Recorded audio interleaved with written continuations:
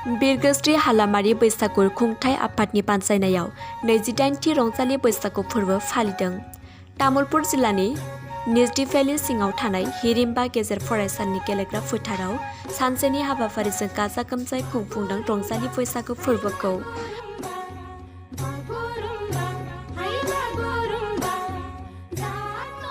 थुनलाइ बादायलायनाय आरो बर' हारि माहारिनि हारिमुआरि मोसानाय आयदाजों मेहेरगोनाङै खुंफुंदों। बानजाय आफादनि आफादगिरि जन्मे बर'आ बुंथियोदि मोनफ्रोमबो बर' हारिनि गेजेराव गोजोन आरो खौसेथि लाखिनाय, गावजों गावनि गेजेराव अनलायनाय लाबोनाय आरो बर' हारिनि गाहाय फोरबो रंजालि बैसागुखौ फोथांना लाखिनाय थांखिजों बिरगोस्रि हालामारि रंजालि बैसागु आफादा खुंबोनाय जायो होननानै मिथिहोनाय जायो।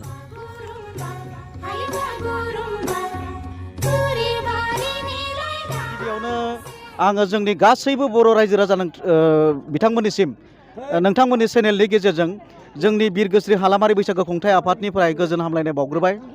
नोंथांनि सोंथि सोंनाय बायदियै जों देग्लाय माखासे प्रब्लेमनि गेजेरजों लास्टआव जोङो बिदाय फोरबो हिसाबै जों फालिनाय जादों। जोंहा देग्लाय 28थि 28 बोसोराव आगान सुरबाय बियो, गोलाव मोनसे जारिमिन बियो बिरगोस्रि हालामारि बैसागु खुंथाय आफादनिफ्राय। जोङो देग्लाय खोब बोथोर गाज्रिनि थाखाय सर्ट मोनसे हाबाफारि लानो गोनां जादों, सानसेनि हाबाफारि।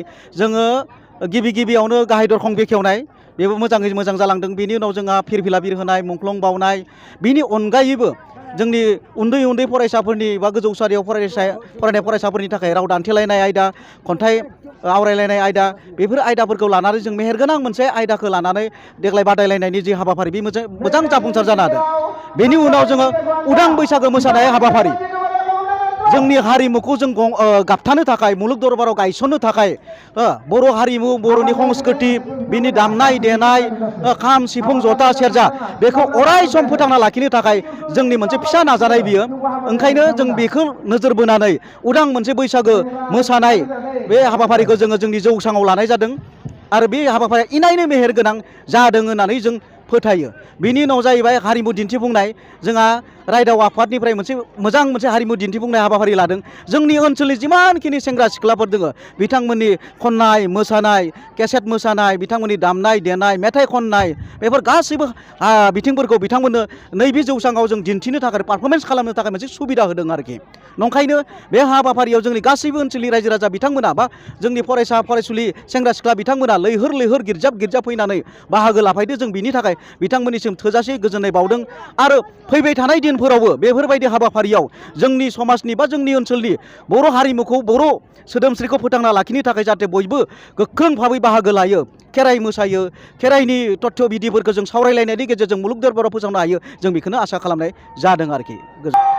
जों इनायनो आसाबादि, मानो होनबा जोंनि ओनसोलनि साफ्रोमबो मानसिफोरा सांग्रां आरो इनायनो माने हारिमु बिथिङाव स्ट्रं होननानै जों भाबियो।